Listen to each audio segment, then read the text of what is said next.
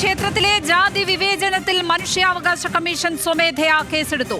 Cochin Devaswom കമ്മീഷണറും Koodalmanikyam executive ഓഫീസറും അന്വേഷണം നടത്തി 2 ആഴ്ചയ്ക്കകം റിപ്പോർട്ട് നൽകണം എന്നാണ് മനുഷ്യാവകാശ കമ്മീഷൻ പറഞ്ഞിരിക്കുന്നത്. വിവരങ്ങളുമായി കൊച്ചിയിൽ നിന്ന് സഹിൻ ആന്റണി ചേരുകയാണ്. സഹിൻ, വലിയ ജാതീയമായ വിവേചനം തന്നെയാണ് കൂടൽമാണിക്യം ക്ഷേത്രത്തിൽ നടന്നിരിക്കുന്നത്.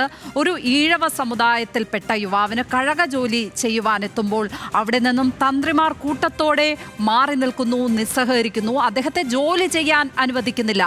അതും ഈ കാലത്താണെന്ന് ഓർക്കണം.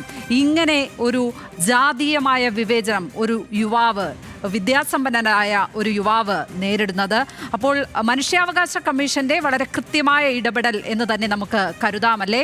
ഈ റിപ്പോർട്ട് എപ്പോഴേക്കും സമർപ്പിക്കാനാണ് പറഞ്ഞിരിക്കുന്നത്? എന്തൊക്കെയാണ് ഇവിടെ നിന്ന് നൽകാനുള്ള വിവരങ്ങൾ സഹിൻ? ലക്ഷ്മി സൂചിപ്പിച്ചതുപോലെ തന്നെ കൂടൽമാണിക്യം ജാതി വിവേചനവുമായി ബന്ധപ്പെട്ടുകൊണ്ട് ഇപ്പോൾ മനുഷ്യാവകാശ കമ്മീഷൻ സ്വമേധയാ കേസെടുത്തിരിക്കുകയാണ്. കൊച്ചിൻ ദേവസ്വം കമ്മീഷണറോടും ഒപ്പം തന്നെ കൂടൽമാണിക്യ ക്ഷേത്രത്തിലെ എക്സിക്യൂട്ടീവ് കമ്മിറ്റി അംഗത്തോടുമാണ് ഇത് സംബന്ധിച്ച് അന്വേഷണം നടത്തി 2 ആഴ്ചയ്ക്കുള്ളിൽ റിപ്പോർട്ട് സമർപ്പിക്കാൻ കമ്മീഷൻ അംഗം എം ഗീത ആവശ്യപ്പെട്ടിരിക്കുന്നത്. ഏതായാലും മാധ്യമ വാർത്തകളുടെ അടിസ്ഥാനത്തിൽ തന്നെയാണ് ഇപ്പോൾ ഈ കേസ് മനുഷ്യാവകാശ കമ്മീഷൻ എടുത്തിരിക്കുന്നതും. കൂടാതെ ഞാൻ നേരത്തെ സൂചിപ്പിച്ചതുപോലെ തന്നെ 2 ആഴ്ചയ്ക്കുള്ളിൽ ഇത് സംബന്ധിച്ചുള്ള ഒരു റിപ്പോർട്ടും സമർപ്പിക്കണം. ലക്ഷ്മി,